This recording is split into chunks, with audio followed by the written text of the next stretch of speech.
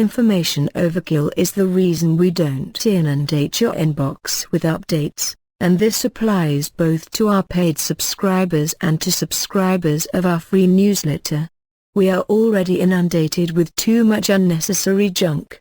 On any given day you will find experts telling you why the markets are destined to soar and why they are destined to crash, so how is anyone supposed to make any sense of this? News outlets are desperate for eyeballs, so they are going out of their way to make titles bombastic, and/or offering multiple scenarios so that when one of them comes to pass, they can proudly state "we told you so." The problem is that in most cases the information used to back these scenarios is on par with toilet paper. At this point, we will stop and make another prediction. The masses are getting tired of bombastic crap being put out by places such as Yahoo, MarketWatch, The Street, Huffington Post, etc. We have been monitoring all these sites, and for the past 12 months, they have been steadily losing eyeballs no matter what crap they try to market. We have also noticed overseas news outlets are moving up in rankings. There is a big paradigm change in the works. People want to hear the truth, they want a story to have some meat, no matter how short that story is, and they are tired of being tricked to click on a link only to find out that the title was the best part of the story. Today's reporters, like mindless bots, assume they can continuously employ the same approach, and the masses will embrace them with the same gusto as yesteryear. This brings us to a very important point. The problem with the world today is that over 90% of the world, especially in the West, want to live the life of king but on soldier's salary. They want to buy things they don't need, with money they don't have, to impress people they hate with their guts. Why would they want to do this? The idea is to give their enemies the illusion all is well. We have news for these morons: you don't climb in life by impressing your enemies. The focus should be on making yourself better and/or the product, service you are selling better. You see this trend everywhere. The first sign that a massive new trend change was underway was when Obama a nobody was elected president. He had no experience, he was just a fresh senator. Decades of tradition were broken and thrown into the toilet.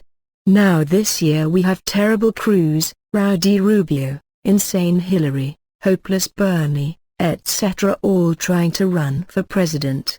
With such a terrible lineup, loudmouth Trump starts to look good.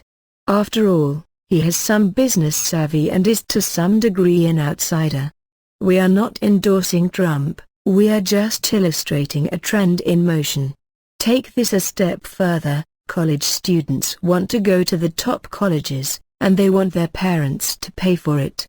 What happened to the day you went to the college you could afford, and you worked to pay for all of it, or, at least, helped your parents?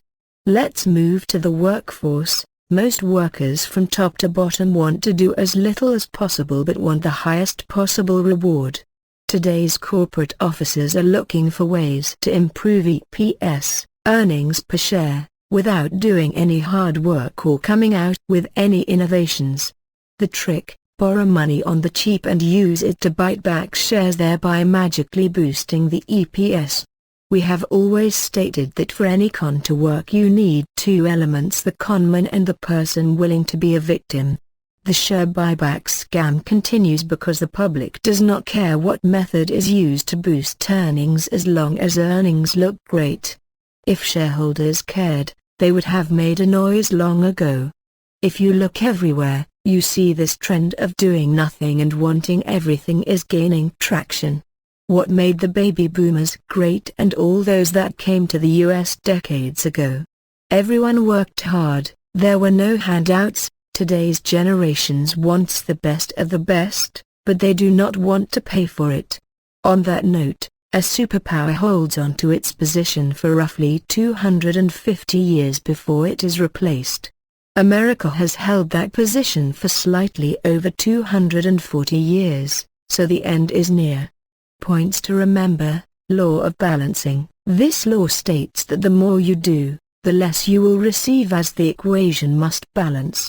That is why most good Samaritans end up dead before their time, and this is also the reason most heroes die young.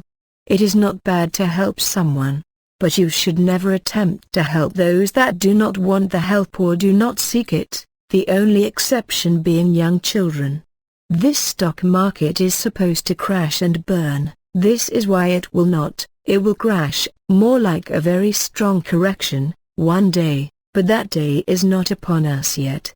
The markets will most likely trade a lot higher than any of these naysayers could ever envision. The Fed is far more powerful than few hundred loud mouths that claim to be experts but, in reality, know next to nothing. Conclusion: forget bombastic titles and ignore the spin doctors. Look for outlets that focus on the real issues at hand and describe things how they are and not how they should be. In terms of the market, focus on the trend and spurn the noise. At the end of the day, the trend is supreme to all the crap that the experts are busy spewing. If these experts really knew what they were talking about, they would not appear on TV trying to sell you crap you don't need at a ridiculously inflated price. Instead, they would be at a lovely resort enjoying all the gains they were banking from the trades they were making. But 90% of experts are not doing this, so it means they don't know what they are talking about and hope that you don't catch on to their con game.